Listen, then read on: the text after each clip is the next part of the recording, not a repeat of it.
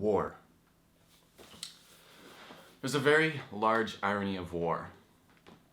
So it seems as though the reason two or more bodies go to war is because there is a difference within themselves that they just cannot live together with, right?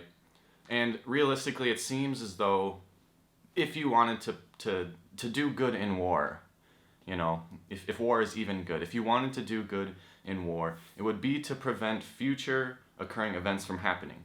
Which is interesting because in that sense of starting war, you're basically accusing someone of being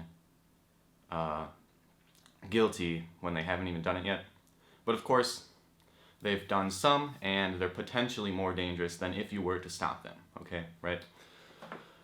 But the big irony of war is that to win a war, you have to be more destructive than the other team, than the other side.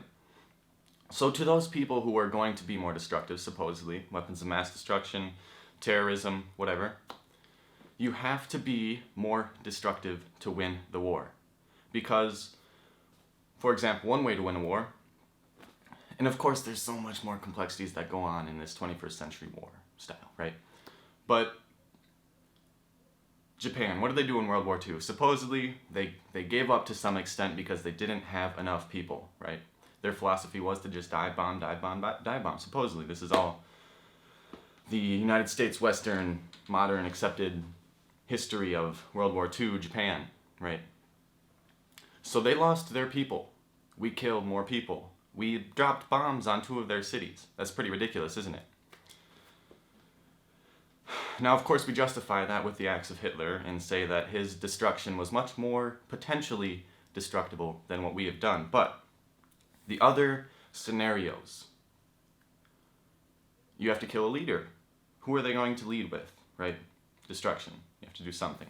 Or you can kill their economy, trade, blocks, tariffs, that sort of thing. So the irony is, to win a war, you have to be more destructive than the person that was supposedly doing more destruction than you. And it's just like, is that really, is it really necessary?